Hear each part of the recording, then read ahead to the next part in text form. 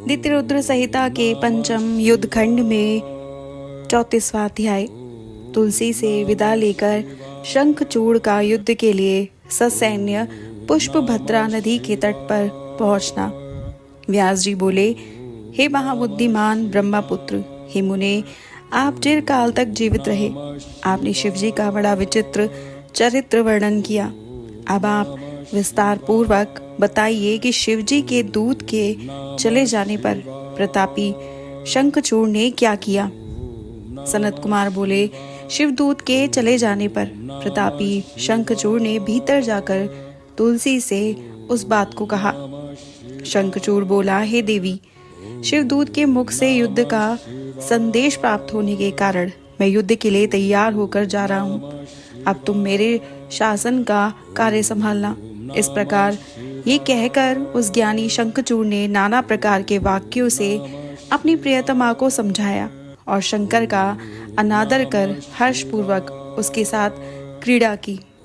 अनेक प्रकार की काम कलाओं तथा मधुर वचनों से परस्पर संलाप करते हुए विपति पत्नी सुख सागर में निमग्न हो रात में क्रीड़ा करते रहे। ब्रह्म मुहूर्त में उठकर प्रातःकालीन कृत्य करके नित्य कर्म संपन्न कर उसने बहुत दान दिया।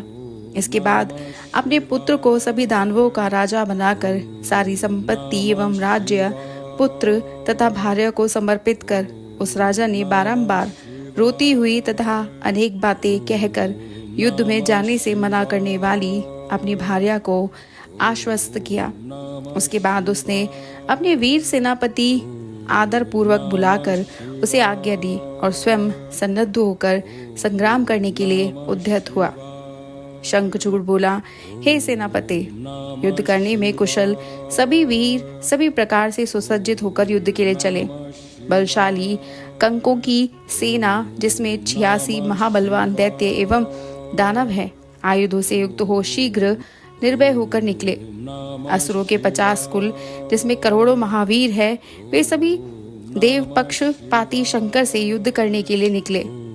धूम्र नामक दैत्यों के 100 कुल शिव से युद्ध करने के लिए मेरी आज्ञा से शीघ्र निकले। इसी प्रकार काल के मौर्य, दुहार्द तथा कालक तैयार होकर मेरी आज्ञा से रुद्र के साथ संग्राम करने के लिए निकले। सनत कुमार बोले, हे व्यास, महाबली असुर राज दानवेंद्र शंखचूड़ इस प्रकार आज्ञा देकर सहस्त्रों सेनाओं के साथ लेकर चल पड़ा। युद्ध शास्त्र में प्रवीण, महारथी, महावीर, रथियों में श्रेष्ठ तथा वीरों में भयंकर उसके सेनापति ने भी 3 लाख अक्षोहिणी सेना से युक्त होकर मंडल बनाया और वह युद्ध करने के लिए शिविर से बाहर निकला। शंखचूड़ भी उत्तम रत्नों से बने हुए विमान पर चढ़कर गुरुजनों की आज्ञा लेकर संग्राम के लिए चल पड़ा। पुष्पभद्रा नदी के किनारे सिद्ध क्षेत्र में सिद्धों का आश्रम एवं श्रेष्ठ अक्षयवट है। वो सिद्धिप्रद सिद्ध क्षेत्र है।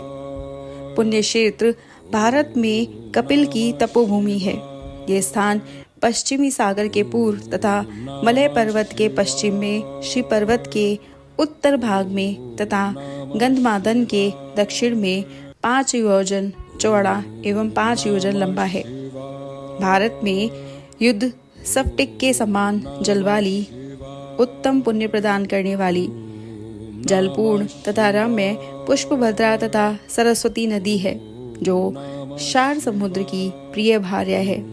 वो पुष्पभद्रा निरंतर सौभाग्य युक्त होकर हिमालय से निकलकर सरस्वती नदी में मिलती है और गोमंत के पर्वत को बाएं कर पश्चिम सागर में गिरती है, जहां जाकर शंखचूड़ ने शिव की सेना को देखा है। इस प्रकार श्री शिव महापुराण के अंतर्गत द्वितीय रुद्र संहिता के पंचम युद्ध खंड में शंखचूड़ यात्रा वर्णन नामक 34वां अध्याय पूर्ण हुआ और हमारा अगला अध्याय है शंखचूड़ का अपने एक बुद्धिमान दूत को शंकर के पास भेजना। दूत तथा शिव की वार्ता शंकर का संदेश लेकर दूत का वापस शंखचूड़ के पास आना नामक 35वां अध्याय। और इसे जानने के लिए सब्सक्राइब कीजिएगा हमारे YouTube channel voice of tales को और हमारी वीडियो को लाइक शेयर सब्सक्राइब करना मत भूलिएगा। हर हर महादेव। नमः शिवाय। ॐ नमः शिवाय। ॐ नमः शिवाय। ॐ नमः शिवाय। ॐ नमः शिवाय। ॐ नमः शिवाय। ॐ नमः शिवाय।